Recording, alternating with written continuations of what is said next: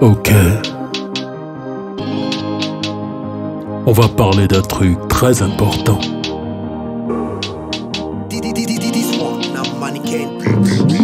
Il y a des choses qui nous enseignent, mais personne ne se renseigne. Je vous présente la Bible, le livre unique qui parle d'éternité. Elle dit qu'au commencement était la parole, et la parole était Dieu. Alors quand Dieu prend la parole, toi, t'es qui pour dire mieux? Même les anges n'avaient aucun rôle, Dieu a tout fait par sa parole. Toute autre chose qu'on te raconte ne peut guère te conduire aux cieux. Tout est fait par la parole, c'est elle seule qui est la boussole. D'où vient-il que les hommes du monde comptent sans elle arriver chez Dieu? Telle voix sans droite d'un homme, elle conduit droit dans le feu. Si tu te trompes d'ici peu, tu le sauras, mais dans le feu, il n'y a qu'un seul chemin. Cela la parole le dit bien. Mais comme personne ne veut se taire et apprendre, chacun a créé le sien. Tu me parles de conviction pour justifier ton chemin, mais conviction n'est pas raison. Tu devrais faire des comparaisons entre ce que tu penses et ce qui est écrit, ce qu'on invente et ce que Dieu dit. Entre les apparences et la vraie vie, je peux te le dire, tu seras surpris, ouais. La parole, il faut l'écouter.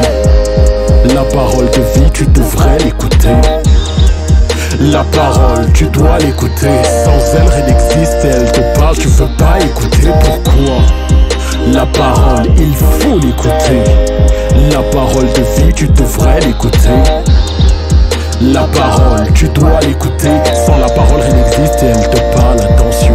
Façon de penser, énergie des pensées, loin de la Bible, c'est l'œuvre des insensés. Romans et livres, courant de pensée, seule la Bible dit la vérité. Toutes les prophéties se réalisent, la parole dit la vérité.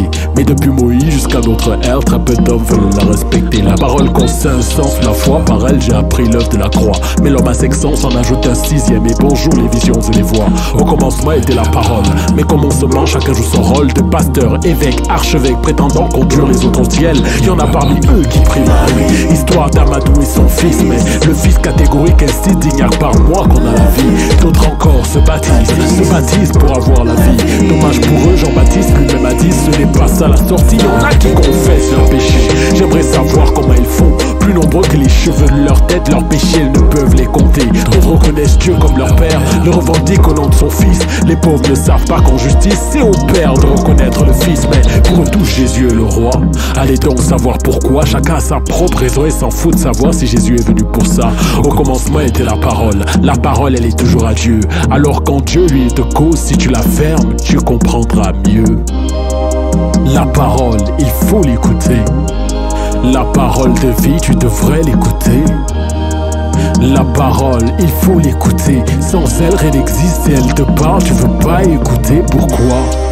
La parole, il faut l'écouter. La parole de vie, tu devrais l'écouter. La parole, tu dois l'écouter. Sans la parole, rien n'existe et elle te parle, attention. La parole, il faut l'écouter. Tu devrais l'écouter. La parole, tu dois l'écouter. Au commencement était la parole, et la parole était Dieu. Elle était au commencement avec lui et rien n'a été fait sans elle. Au commencement était la parole, c'est par elle qu'ont été faits les cieux. C'est donc par elle qu'on y entre et sans elle on finit dans le feu. Au commencement était la parole, c'est par elle que t'as créé Dieu. Donc sans elle tu n'existes pas, si tu la rejettes tu disparaîtras. Au commencement était la parole, tu le sais, la parole c'est Dieu. Alors quand Dieu prend la parole, toi, t'es qui pour dire mieux? Hein?